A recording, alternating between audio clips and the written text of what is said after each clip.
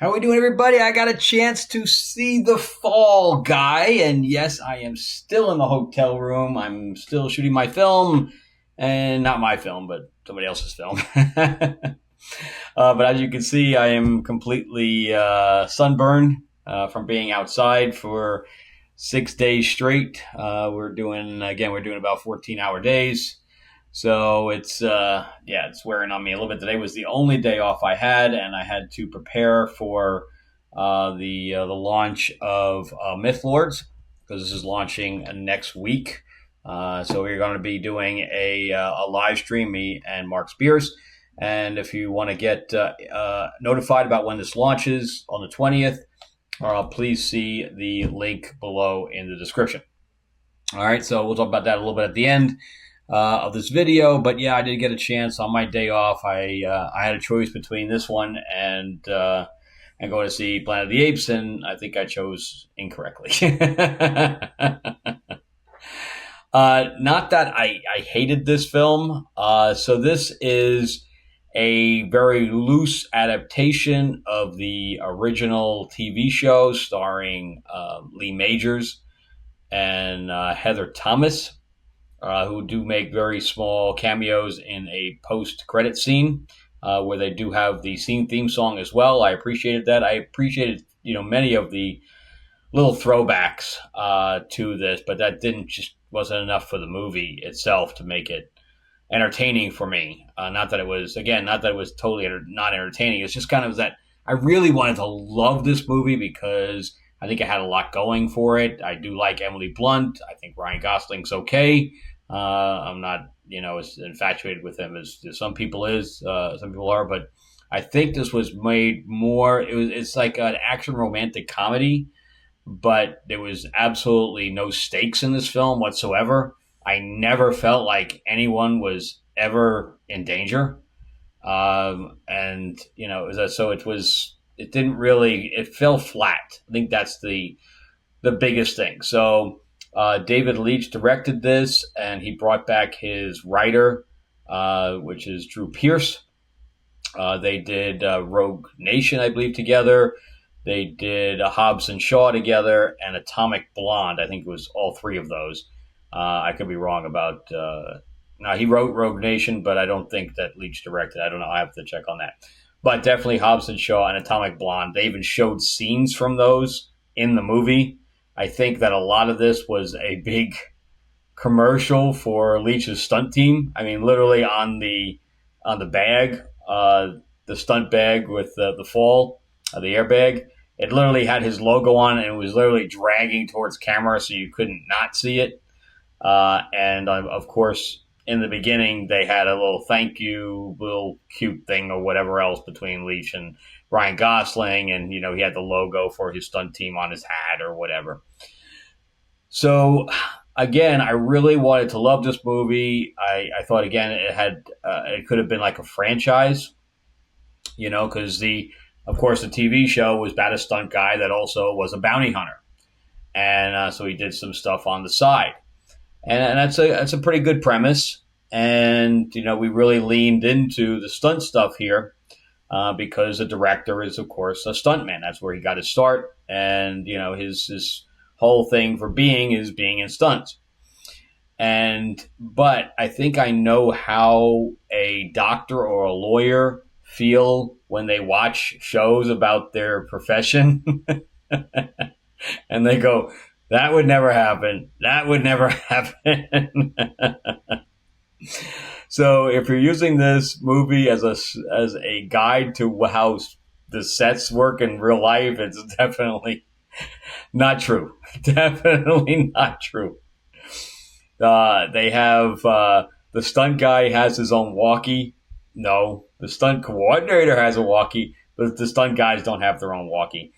They might have the walkie in the car with them if they're driving because they need to hear action, but that's about the extent of it. The director does not have their own walkie, just FYI. Everything gets called out by the first AD, and there was no way, like in the beginning, there's a stunt problem, and there was a person that messed with it or whatever. and there was no way that could have happened either. So there was just a lot of things. Also, the director at One Piece is, she's running camera. No way. Not in a high budget film.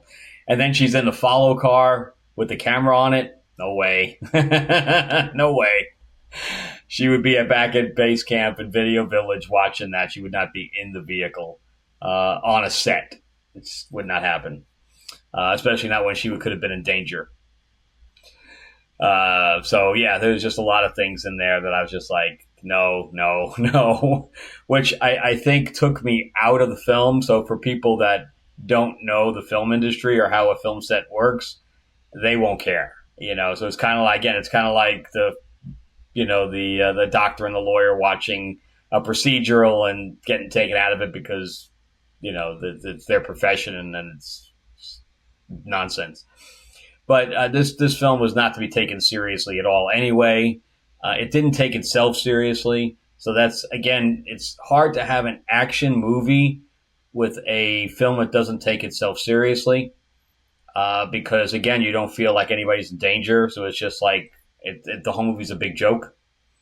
And again, it's hard to be immersed in something that's all just a big joke. If it's just a pure comedy, but it really wasn't. It was supposed to be. It was trying to be an action comedy, and at that level, for the male audience, that's why I think this was done more for. I think more females will like this than males, especially when it's the whole Ryan Gosling thing, and there's one scene where she is she felt abandoned by him, and she was trying to get back at him, and they're talking about the film in front of the whole crew via bullhorns, and it just went on and on and on and on. So like a normal comedy would be 90, 100 minutes on a high end, a way high end. This was over 2 hours long, and boy, did it feel like it. It just dragged and dragged and dragged. So you had no real consequences for the actors or for the characters. You didn't feel like they were in danger. Then it dragged on.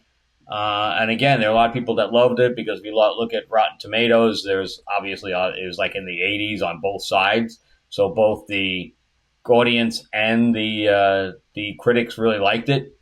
But does anybody like it enough to actually go see the film? It has a $125 million budget, which is high for an action comedy. And on top of that, it only made $100 million off 2 weekends. 2. So it's not doing real well. So we haven't even, after 2 weekends, we still haven't hit even the budget side of things. And that's without marketing and, of course, without the cut from the actual theaters. So you got to split that in half. So if they'd done even $30 million in advertising, you're up to $150 million. So it has to hit $300 million, and it's only at 1. So it has to do triple the amount that it has in the first 2 weekends. It's not going to happen. That's not going to happen. And Planet of the Apes has already beat it in a single weekend. So, yeah, I don't think this is going to be a franchise. I did like some of the throwback stuff, like we heard the Bionic Man sound effect. We heard the Miami Vice theme music. I liked all that. Again, I was laughing when somebody else did because I don't think that anybody caught it otherwise because I was the only one laughing.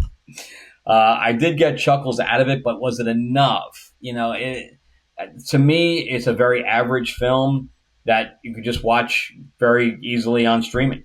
And in fact, how long was Madam Web on the theaters? Like 3-4 months ago? How long was it? It's got to be. It hadn't even been 6 months, I don't think. And it's already on Netflix. So that's what's killing theaters right now is that everybody knows that they don't have to wait to see the films. It's already going to pop up on streaming. Why do they have to go to the theater? So, because I've been watching a lot of videos about that the theaters are going to be in trouble. And I really hope that's not true because I love going to the movies. And again, I really wanted to like this a lot more. I can't believe that Heather Thomas. Oh my God, her face is like a monster, and she was a beautiful woman. I think I had her poster on my wall. She was a babe back in the day, but she had a lot of work done in Frankenstein herself. So now, as an older woman, she just it looks nasty. I liked the whole thing with the dog, although it was kind of overused. Then he disappeared for a little bit. It was very strange how he just disappeared in the truck. I was like, "Where's the dog?" And then he just appeared. Was he just hanging out in the back of the flatbed? I don't know what he was doing. It was like, where is he? So yeah, but for an action film, we don't get. I think that the stunts for the action portions themselves, a lot of the stunts were purely for the film itself, not really for. There was a couple of fight scenes in there, but and they were okay. But if you're going to try to compare that to like John Wick or whatever, you're not going to get any of that. It's none of that. And so you're not really you're getting subpar action, and you're getting a subpar romance because there really wasn't a whole. I mean, they tried. Emily Blunt and Ryan Gosling tried to have the chemistry, but I never felt it. It just wasn't there. They just didn't have it. But they tried. But I never felt like they were really in love. I never felt like they would do anything for each other.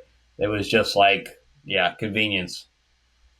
You know, they kept trying to make the audience feel that way, but it never really came across.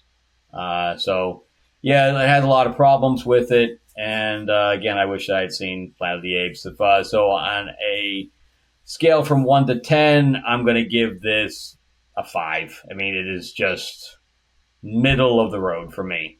And, I put up my, reaction. I'm like, I loved it. It was, female. And I'm glad. No, I really wanted to like this more than I did. I walked out feeling very disappointed. And I'm glad that people are liking it because I like the actors. I like the director for the most part. But this one just didn't do it for me. It's just my personal thing. And if women are liking it more than men, great. I would love, for women to love an action romantic comedy. That's great. So I have nothing negative to say there at all. Again, I wish I liked it more. So anyway, that's my review. And if you did like it more, just let me know what parts you liked and stuff like that. Again, I got a chuckle here and there. Just cohesively, it just didn't fit for me. All right. And remember that check out my the link below for Myth Lords. That is my classic Monsters card game with art by Mark Spears. We are launching in literally a week. So the link below, if you just put in your email address, it'll notify you about when we launch. We do have a Dark Wizard of Oz expansion as well that you'll be able to purchase there as well. And also remember that I'm a line producer. I'm second ADing the film I'm on right now.